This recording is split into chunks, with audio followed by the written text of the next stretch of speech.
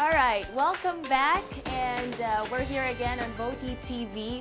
Of course, you know what I'm gonna tell you right now, well, one thing that makes the life of young and old people are, well, making the right decisions. Minsan nga, nahihirapan tayo kung ano yung isusuot natin ngayon, o kaya naman kung ano yung pagkain na kakainin natin, di ba? Simpleng-simpleng bagay, pero nahihirapan pa rin tayo. What more kung if we are facing life-changing decisions, like what course to take in college, o kaya naman if we are going to take a certain job, o kaya if we are, or when is the right time to quit your job. Pero luckily, here on Voti TV, we have Lloyd Luna to help us out make the right decisions. Kaya dito po yan, that's all happening here on Career 911.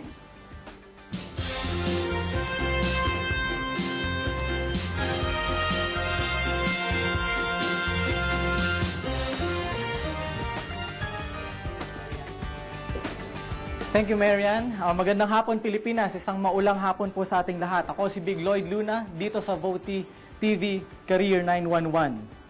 Para talakayin ang isa pang issue na karamihan sa atin ay gustong-gustong malaman ng mga kasagutan na naaayon sa ating panahon. Pakiramdam nyo ba? Hindi nyo na malaman kung anong gusto niyo gawin sa buhay?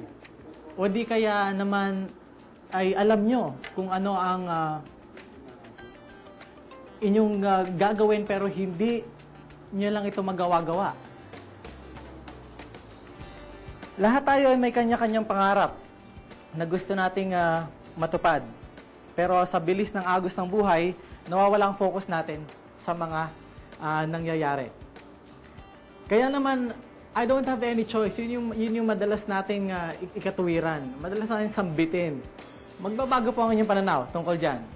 Kaya samahan niyo po kami sa isang makabuluhang usapan tungkol sa paggawa, pagpili ng choices ngayong araw na ito dito sa Career 911. Kasama po natin sa studio, live na live, ang isa sa pinakabatang negosyante sa Pilipinas. I'm very proud to have this guy. Really. Mga panahong wala akong pera, ito ang nilalapitan ko. Nokia Youth Mobile Entrepreneur Awardee at President ng Technominds Incorporated. Ladies and gentlemen, Mr. Alvin Tan. Alvin, thank you for coming. Thank you for coming. Good afternoon. Good afternoon. Yeah. Before I get back to you, I just have to read a letter which was sent to me by a girl named Marites Gano of Quezon City. And she asked, is it really possible to separate my career life from my personal life? My manager advised me to leave my personal matters at home so that I can focus on my work. However, she says, I find it hard to do. I have two advice for you, Marites, this afternoon. Just two things, very, very quick things, that I hope that would help you in answering this very tricky question. One is, you cannot separate your career life from your personal life. You cannot just do that. Many people don't understand this thing. They try to separate what they are feeling in the office from what they are feeling at home. It's very unfortunate that they cannot do that. If you cannot perform well at home, kung hindi masyadong maganda yung pakiramdam mo sa bahay mo, sigurado yun kapag ka nasa opisina ka na, hindi rin magandang pakiramdam mo. So this is what I usually advise to my readers and to those who always attend my seminars. You cannot separate your personal life from your career life. That's the reason why you have to be very, very careful on how you choose your emotion, how you control your emotion, because otherwise, if you cannot control your emotion, simple lang mangyari, your emotion will control you. Number two is you can actually choose your emotion. You can have that choice. In life, I believe it's always about choices that we make. And these choices define our very life. Now, speaking of choices, Marites, the reason why I invited Alvin here is for you to at least learn from this great guy. Very, very young. I think 18 years old. Alvin, is that so? 24. How many? 24. 24, not 18. Yes. Masyadong palang bata yung pag ano ko sa'yo, no? Pag-build up. I want you to really learn from Alvin because right now I believe that he's bringing with him two important choices that he actually made in his life. That's the reason why ngayon aminin man niya o hindi sa akin at para sa aming mga kaibigan niya sa business community, isa siyang successful entrepreneur. Batang-bata pa. So Alvin, first question. What are the toughest choices that you actually made in the past 10 years? Actually, the toughest decision I made was during the second year of our operations. We experienced bankruptcy. Bankruptcy? Yeah. So I didn't know that. So during that time, we were in a dilemma whether to stop the business and to collect the remaining money, or to continue the business and face the problem. So during that time, we decided to push through and to face the problem. So back then, instead of shutting down the business, the deloads, so we decided to expand our business. So that's the time wherein we started offering solutions to other clients. So we sold we offered our system to corporate clients, and we charged a fixed annual fee for them, and because of that, we were able to surpass and to reach where we are right now. Pag may mga ganitong bankruptcy, nawawala din ba yung mga kaibigan? Syempre, usually dun mo malalaman kung sino yung tunay mong kaibigan eh. So sa amin, sa kaso mo, may mga sa amin naman, ang maganda naman doon, yung grupo namin, we remain intact. So hindi naman like in other companies na pag nagka-loss, nagkakahiwa-hiwalay. In our case, I think I was fortunate enough to have the partners who stayed with me.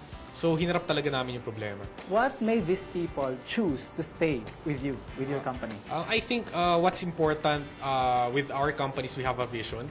So we had a clear vision on what we really want to do and what we really want to achieve. So because of that vision, lumaban kami. Because if you don't have a vision, so kumbaga there's no point of really going through that challenges. I see. So that's one tough decision that you had to do. Yeah. Yeah. Okay. At the backstage kanina, we were talking about if you're going to pursue your employment career and then go up to the corporate ladder, or you might as well establish your own business. How tough is this decision?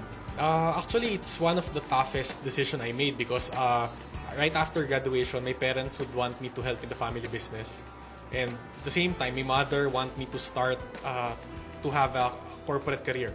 She felt that back then it's more secure because starting a business at a young age takes a lot of risk. Right.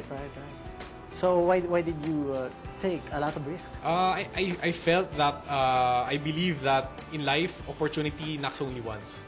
So back then, when the opportunity presented to me, I grabbed it. So yun nga, I felt that if hindi ko ginab yung opportunity na yun, I don't think mangyayari pa. What did your mother say? At first, she was really against sa decision ko. But syempre, along the way, I proved to her that the decision was worth it. So ngayon, natanggap niya na rin. Natanggap niya na. Sa wakas, natanggap After 4 years. After 4 years, natanggap na niya. Maybe because you're earning already. In a way, but syempre, ang mahalaga doon yung I think I matured a lot and I gained a lot of knowledge and learnings from the decision that I made. Tell me more about your emotions at the workplace. Magagalitin ka ba? Ano yung madalas na pain sa ulo? Actually, at first, nung first few years namin, I was really, yung emotion ko talaga attached dun sa business. In fact, pag nagkaka-problem sa business, nadadala ko yun sa bahay. But along the way, I learned to accept... Because Marites would love to know. I know Marites, you're watching. And she would want to know really kung paano yung paghihiwalay. In fact, sabi ko nga kanina, hindi mo papaghiwalay. So what did you do? Dati kasi ang cause nun is because I had a hard time accepting failure. So every time na nagkakaroon ng problema sa business, I felt that pinaparusahan ako ng Panginoon. Wow. So along the way, I learned to accept the fact na kasama sa negosyo yun eh. There's ups and there's downs. So I binalance ko yung emotional and yung mental na factors. So, sa ngayon, okay na ka na? Hindi ka na attached, emotionally attached? In a way, as compared to before, malaki na yung improvement. But syempre, hindi, as a businessman, it's hard for us to totally unattach ourselves from the business. Right. So, pero ngayon, I've learned to give more importance to myself. Kumbaga, hiniwalay ko na. The business has a different personality from me. Because before, I thought that the business is me. So ngayon, hiniwalay ko na siya. So business is business. So my personal life is my personal life. So, malinis na ngayon. Oh. Okay. Very quickly, you just received the Nokia Mobile Entrepreneur Award. How does this make you feel? It's overwhelming. The fact that amongst the finalists and the contestants, I was I think the youngest. So I felt that it's a blessing from God, and I felt that kumbaga, everything, all the hard works that I gave to this business paid off. I see.